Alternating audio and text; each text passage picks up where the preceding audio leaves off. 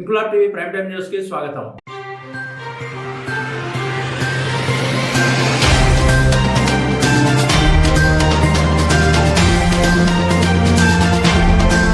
రాజన్న సిరిసిల్ల జిల్లా ముస్తాబాద్ మండలం గూడెం గ్రామంలో కుర్రా సావిత్రి అధ్యక్షతన ఏర్పాటు చేసిన అమ్మ ఫౌండేషన్ ఆధ్వర్యంలో గ్రామంలోని నిరాశ్రయులైన వృద్ధులకు, వికలాంగులకు భోజనం అందించాలనే సదుద్దేశంతో కొత్త సంవత్సరాన్ని పురస్కరించుకొని కార్యక్రమాన్ని ప్రారంభించారు. అమ్మ ఫౌండేషన్ అధ్యక్షురాలు కుర్రా సావిత్రి మాట్లాడుతూ గ్రామంలోని తన సన్నిహితులైన 11 మంది మహిళలు ఒక కమిటీగా ఏర్పడి గ్రామంలోని నిరుపేదలైన వృద్ధులకు, వికలాంగులకు ప్రతిరోజు 2 పూట్ల భోజనం అందించడమే మా అమ్మ ఫౌండేషన్ లక్ష్యమని, గ్రామం లేదా మండలంలోని ఎవరైనా పుట్టినరోజు, పెళ్లి రోజు, పండుగ రోజు సందర్భంగా భోజనం పెట్టించాలనుకున్న వారు అమ్మ ఫౌండేషన్ కు తమ వంతు సహకారాన్ని వస్తు ధన రూపేణా ఇచ్చి తమ దాతృత్వాన్ని చాటుకుని ఫౌండేషన్ అభివృద్ధికి సహకరించాలని కోరారు. నూతన సంవత్సరం సందర్భంగా ప్రారంభించిన ఈ అమ్మ ఫౌండేషన్ కు స్థాపనకు కారణాన్ని వివరిస్తూ గత సర్పంచ్ ఎలక్షన్ల ప్రచారంలో తిరుగుతున్నప్పుడు తాము ఓటు వేయాలని కోరితే కొంతమంది నిరాశ్రయులైన వృద్ధులు, వికలాంగులు తమకు ఎటువంటి ఆసరా లేదని, తమను చూసుకునే నాథుడు లేడని, తాము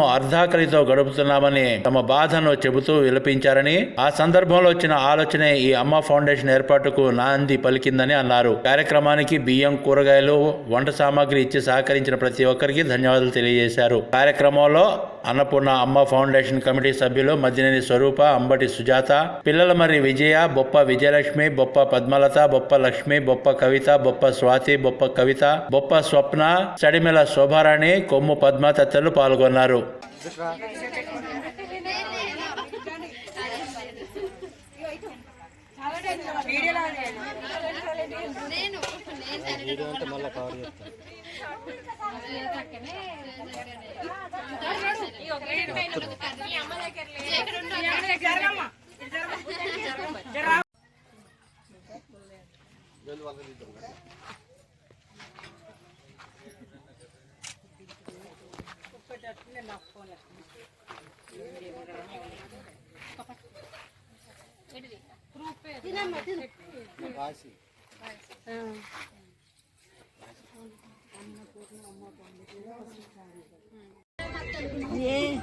ఏం తినక ఎండిపోయిన పేరు 3 వద్దులు తిన్నది అది పెట్టుకుంటాడు.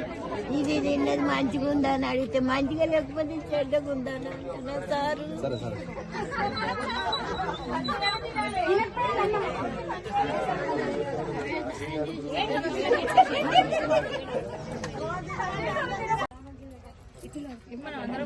ఈరోజు గూడెం గ్రామంలో మేము వృద్ధులకు, అనాథలు ఎవరైతే ఉంటారో మేము మొన్న ఎలక్షన్లప్పుడు తిరిగినప్పుడు ఇట్లాంటి వాళ్ళు మేము గుర్తించడం జరిగింది.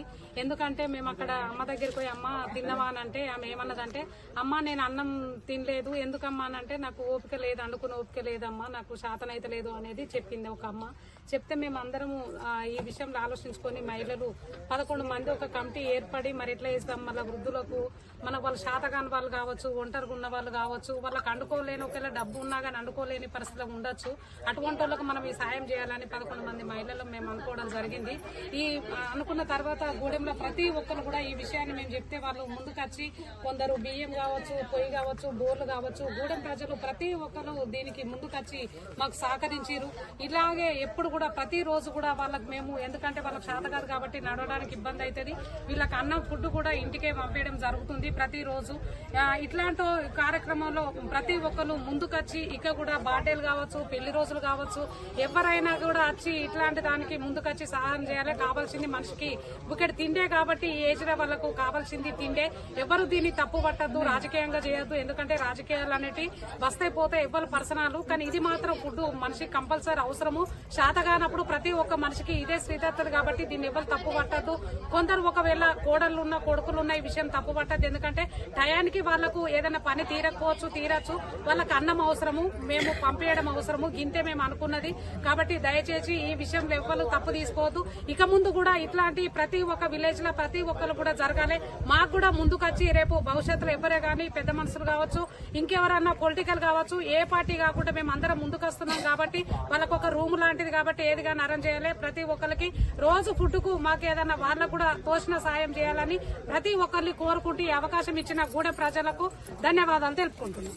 ఇన్క్లాబ్ టీవీ వీడియోలు మీకు నచ్చినట్లయితే లైక్ చేయండి, షేర్ చేయండి, కమెంట్ చేయడం మర్చిపోకండి. సబ్స్క్రైబ్ చేయని వాళ్ళు వెంటనే సబ్స్క్రైబ్ చేసుకోండి. మా వీడియోలు మీరు వెంటనే చూడాలనుకుంటే కింద ఉన్న గంట సింబల్ని గట్టిగా కొట్టండి.